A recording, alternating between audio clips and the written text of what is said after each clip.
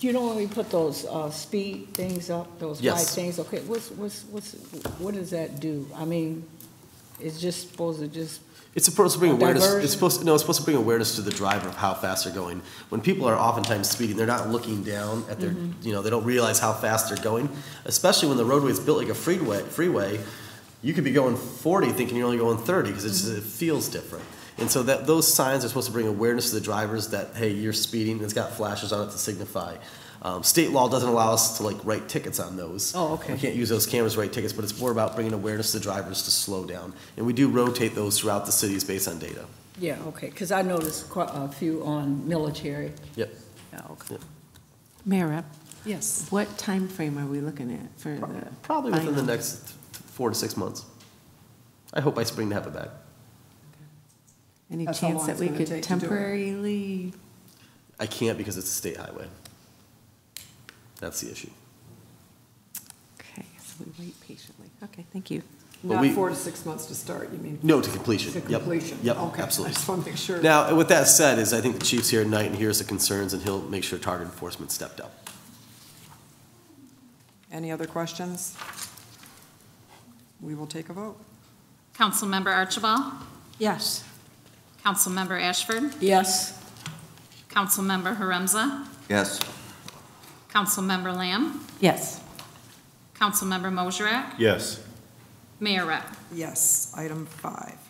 Accepting the terms of the firefighter turnout gear 2024 grant in the amount of $129,426 to provide firefighting personal protective equipment for members of the Port Huron Fire Department.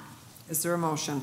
so moved. Support. Boy, we've got a lot of that. Everybody. Councilmember Mosrak, supported by Councilmember Ashford.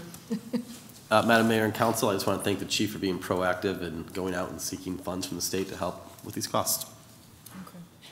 In addition to building a fire station, I guess he was also working on some other things. Yes, so it's grant funded? Yes. Okay, and is this an update of PPE that they're gonna get? Because I know we already have it, but this is more being added, or how is that? Just replacing turnout gear. Oh, he can tell me. Come on down. Mayor and Council, as you're aware, cancer is definitely a risk in the fire service. Firefighters are at a 9% higher risk of developing cancer and 14% higher risk of dying of it. So it's important that after a fire, they rotate out of their turnout gear. Right now, every firefighter in the city is issued 2 sets of gear. Okay. Unfortunately, the second set is often a rotated set that doesn't fit them adequately, but it's what we have right now in order to rotate them out of a soiled set of gear, get it decontaminated, and get them back on the street for their 24-hour shift. So this grant will allow us to buy a second new set of turnout gear for every member of the fire department that's assigned to the suppression division. So this will help us catch up on this needed project. Okay, good. So it's a safety issue anyway, MIOSHA having the right PPE? Absolutely. Yeah, okay, thank you. Any other questions from anyone while the chief is standing up there? Thank you. We will take the vote.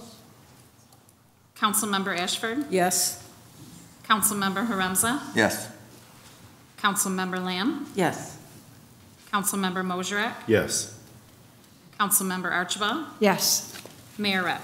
Yes. Item 6. Approving the agreement with St. Clair Community College to assign 1 police officer to serve as college resource officer on the St. Clair County Community College campuses for the 2024-25 college year. Is there a motion? so moved. Support? Councilmember Ashford, supported by Councilmember Lamb. Madam Mayor and Council, the agreement's the same. It's adjusting the costs for inflation on the wages. Same as it's been. Yeah. Okay. Mayor Rep, how long have we been over there now with this? I want to say 5 years. This will be our 4th or 5th year with SC4, thereabout. I would say 4. Good, Yeah, okay. 4 years. It's been a while, Yeah. so it's worked very well. Any questions? We will take the vote. Councilmember Haremza? Yes. Councilmember Lamb? Yes. Councilmember Mosrak? Yes. Councilmember Archibald? Yes. Councilmember Ashford? Yes, Mayor Rep. Yes, that concludes our agenda. You have an ordinance, maybe? No, we aren't going to do No, the he ordinance. moved that, yeah. We're just going to let it go Apologize. because it's irrelevant to the other thing, so we'll just leave it on the agenda. The 911 Remembrance Ceremony will take place Wednesday, September 11th at 9 a.m. at the International Flag Plaza. If weather is a problem, it will be moved to this building. I encourage everyone to go. It's a very somber ceremony, but it's well worth going to. Also, the Spirit of Port Huron Awards will be given out at the next, just prior to the next council meeting. They're at 4 o'clock to get together, 4:30 for the awards in the Memorial Lounge. Public is invited to attend those awards. That will be 2 weeks from tonight. And I just wanted to say also before, I want to pass condolences to Councilmember Harumza and Deputy City Manager Nancy Windsor on the loss of their father over the weekend.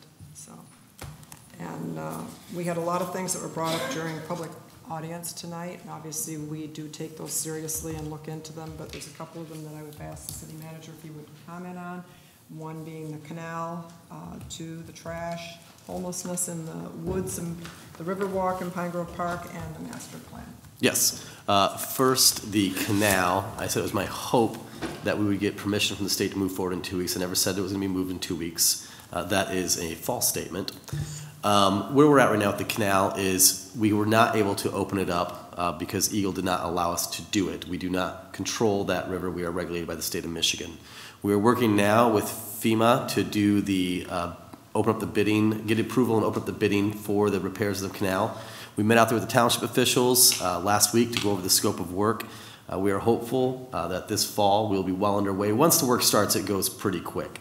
We are working on both a short-term plan and a long-term plan. FEMA is requiring us to build a dam that is removable. And the reason for that is this work will probably take us throughout the winter months, and we probably won't be completed until April or March or early May. Of course, we have the spring floods that come about, and FEMA's worried that if we are unable to remove the cofferdam to let the floodwaters out, we could endanger homes and property along the Black River. So we're incorporating in the design the removable cofferdams. That's why it's taking a little bit longer. These are things that come as new requirements as we learn more and more and more. As for the trash, the City of Port Huron has completed a exhaustive review of what it would take for the City of Port Huron to take our trash hauling contract back into city operations. There will be a presentation on that next month after the council members are individually briefed over the course of the next few weeks. But we have completed that study. We are now moving on to the next phase of our study, which is bringing an outside consultant to review our current contract on finding ways we can make it more cost effective and to entice more bidders in the next round of bidding should we choose to do that and not take it back in-house. So there's two things that we're working on at the same time. The master plan is not expired. The master plan is to be reviewed every 5 years with a substantial review and update every 10 years. We are now working on the 10-year update, which is why the state of Michigan gave us a $50,000 grant to begin the substantial review, which takes about a year to a year and a half to complete. There's an exhaustive process, which is required in the Enabling Act, to consider a master plan substantially updated after 10 years. So our current plan is legal and allowed to be used, which is why we still receive state funding through MISTA, DNR, and all the other grant agencies, because the master plan is valid and is not expired. As for the homelessness, it is a real issue throughout every community in the state of Michigan. It's a real issue here. We have noticed some new faces popping up in our parks and along our boardwalk, and we are working with the Community Action Agency, with Community Mental Health, and with the nonprofits on getting those folks assistance. One of the things that is truly helping with this is we have now integrated within our police department a social worker. So there's a partnership between Community Mental Health and the City of Port Huron Police Department where we now have a social worker that responds with our officers to calls. Not everything's a police call. Not everything is a criminal or law enforcement need.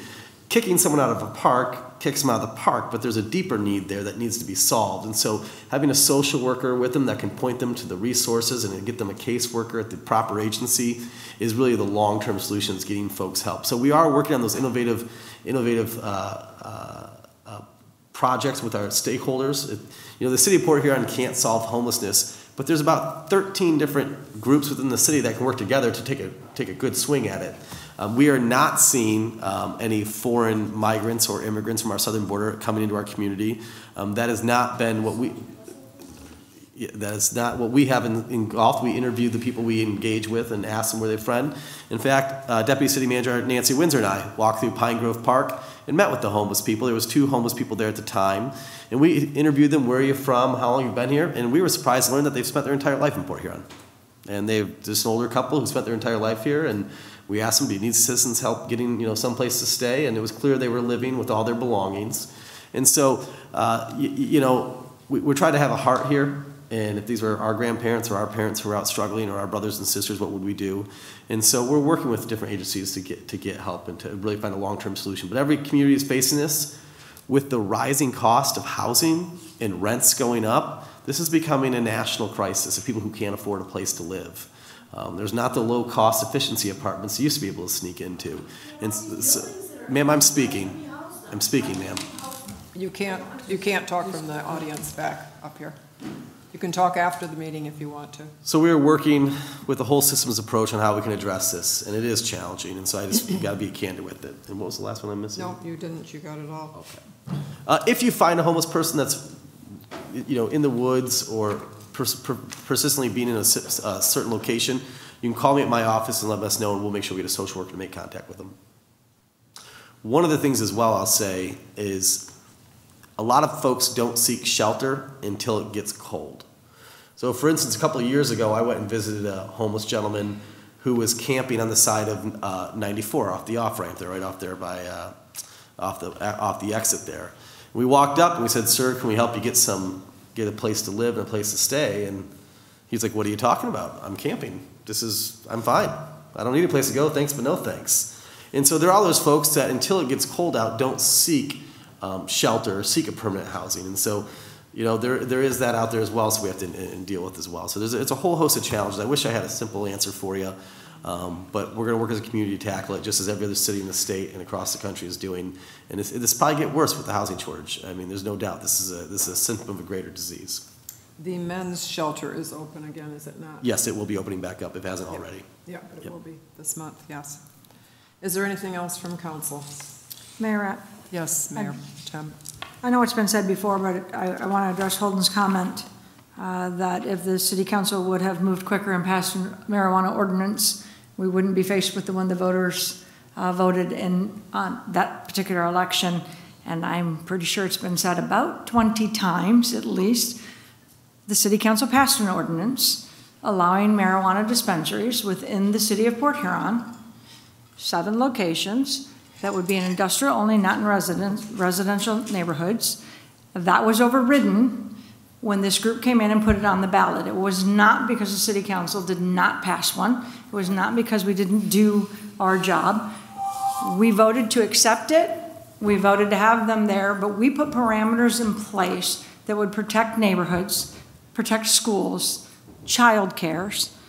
That was overridden because there was an outside group that came in, put something on the ballot, and led most of the voters to believe if that was not passed, there would not be marijuana dispensaries in the city of Port Huron, and that's simply not true.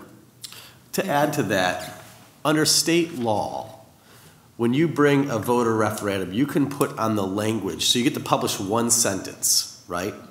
So the sentence they published, and don't quote me on it, was like, to allow recreational marijuana within the city of Port Huron, see clerk's office for full ordinance. That's all they had to put on the ballot. They don't have to publish the entire ordinance. It's impossible because it's pages and pages and pages and pages. And so I don't think the voters really knew what they were voting on. And as much as we say, go pull the full ordinance, not everyone goes to the clerk's office and pulls a full ordinance. But under the Michigan election laws, they don't have to publish the entire ordinance. So when you got your ballot, you got to have their version of what they thought it was, not what it actually was. And so I'm not blaming these folks. I don't think you were part of that. But that's what happened there. Yeah. Thank you for clarifying that, Mayor Tom Archibald. Is there anything else to come before the council? Mayor, I wonder if you would consider, there's been a lot brought before us tonight, and, whether we agree with it or not, I'm not looking for anything like that, but we need to to meet or whatever, have some kind of meeting to talk about some of these issues that don't just really hit us in the face, but they're out there and they're real. If they weren't real, they wouldn't be voicing them.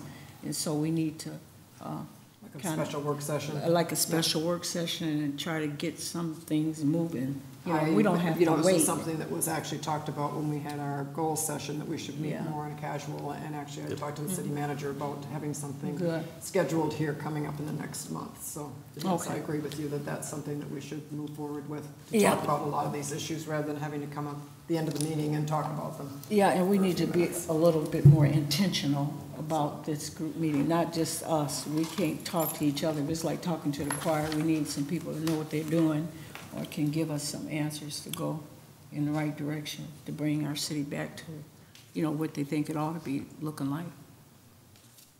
We Thank you. will schedule something. Okay. Anything else? I will entertain a motion to adjourn. Moved.